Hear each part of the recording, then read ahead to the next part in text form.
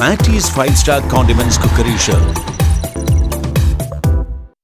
കബ്സ പാചകം ചെയ്യാൻ എല്ലാവരും ഒരുങ്ങിക്കൊള്ളൂ. ബസുമതി ബോയിലർ അരിയാണ് കബ്സയ്ക്ക് വേണ്ട പ്രധാന ഇനം. 1 കിലോ ബസുമതി ബോയിലർ അരി 2 മണിക്കൂർ വെള്ളത്തിലിട്ട് കുതിർത്ത് നല്ലതുപോലെ കഴുകിയെടുക്കുകയാണ് ആദ്യം ചെയ്യേണ്ടത്.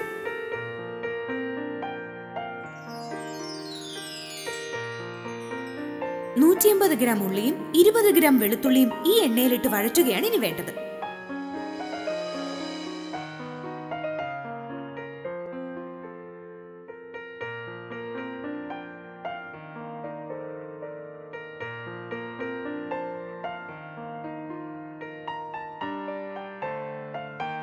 ഇനി ഇതിലേക്ക് 100 ഗ്രാം തക്കാളി പേസ്റ്റ് ചേർക്കണം. അതിനുശേഷം ഇത് നന്നായി ഇളക്കി യോജിപ്പിക്കുക.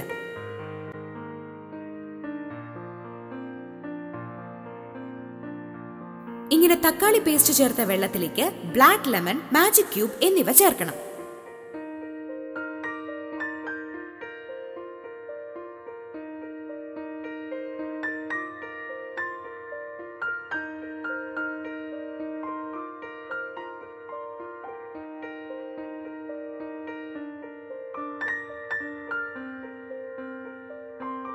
പിന്നീട് 3 സ്പൂൺ മാറ്റിസ് 5-സ്റ്റാർ കബ്സ മസാല ചേർക്കണം.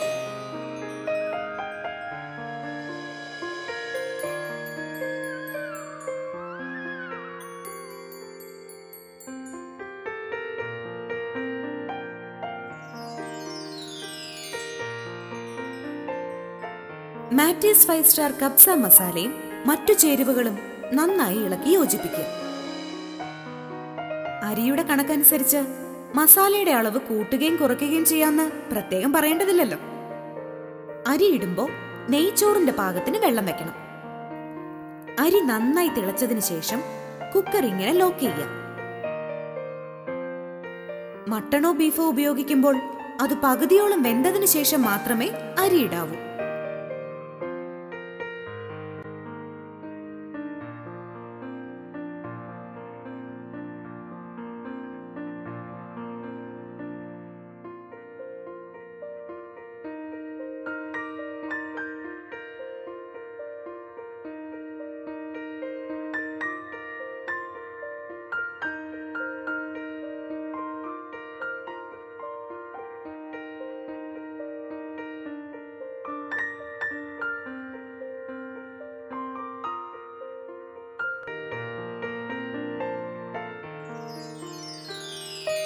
ഒരു മണിക്കൂർ നമുക്ക് അടച്ചു വെക്കാം.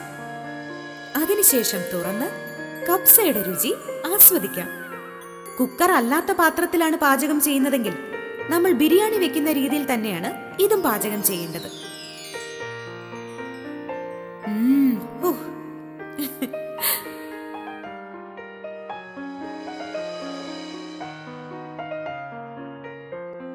ഇതാ കബ്സ റെഡി ആയിട്ടുണ്ട്. യഥാർത്ഥ അറേബ്യൻ കബ്സയുടെ രുചി അറിയണോ?